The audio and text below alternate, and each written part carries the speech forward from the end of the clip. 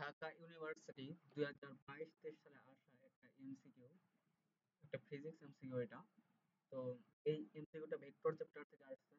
তো এই প্রশ্নে কি বলা হয়েছে, vector p equal 2i plus 2j minus k এবং আরেকটা vector q equal 6i hat plus 3j hat minus 3k hat vector দ্বয়ের উভয়ের ওপর লম্ব দিকে একক ভেক্টর কোনটি হবে?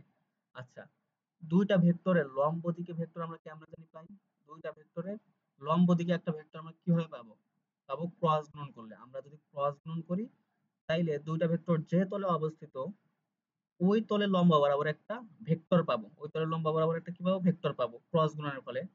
এবং এরপরে যে একক ভেক্টরের যে সূত্র আছে সেটা প্রয়োগ করলে আমরা একক ভেক্টরটা নির্ণয় করতে পারবো।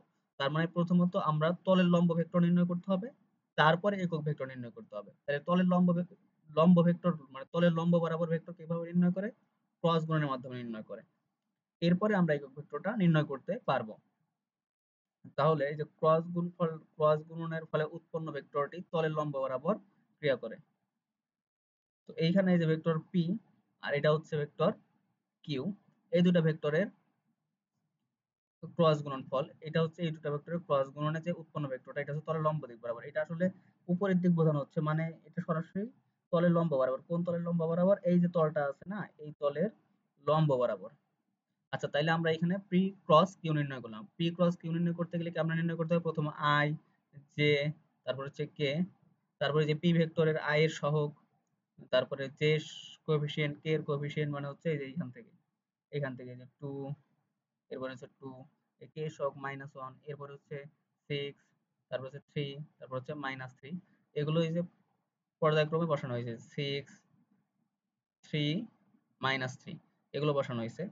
তো এটা হিসাব করে যেটা পাওয়া গেছে -3i -6k, এটা হচ্ছে নির্ণায়ক। এটা হলো নির্ণায়ক পদ্ধতিতে। অবশ্যই তোমাদের নির্ণায়ক জানা থাকার কথা। এরপরে ভেক্টর পি ও ভেক্টর কিউ ভেক্টর দ্বয়ের উভয়ের ওপর লম্ব দিকের ভেক্টরটি হলো পি ক্রস কিউ, মানে এই দুটো ভেক্টরের উভয়ের লম্ব দিকের ভেক্টরটি হলো P cross Q. Vector P এবং ভেক্টর কিউ ভেক্টর দ্বয়ের উভয়ের উপর লম্ব দিকে একক ভেক্টর তাহলে কি হবে? একক ভেক্টর হবে ওই যে ভেক্টরটা এবং নিচে হচ্ছে ওই ভেক্টরের মান।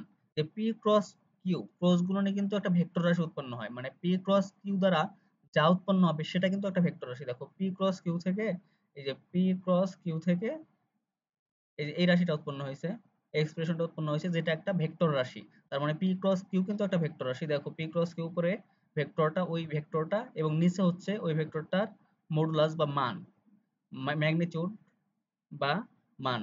এটা হচ্ছে একক ভেক্টর নির্ণয়ের সূত্র। তো উপরে আমরা পি ক্রস কিউ ভেক্টরটাকে বসাবো, সেটা হচ্ছে -3i -6k hat -3i hat -6k hat, আর নিচে হচ্ছে ওই ভেক্টরটার মানকে বসাইলাম, সেই মানটা হচ্ছে √3 স্কয়ার প্লাস 6 স্কয়ার। তো সেটা থেকে আমরা এই যে এখান থেকে -3 কমন নিয়ে ফেললাম, কমন নিলে এই যে এটা আসে।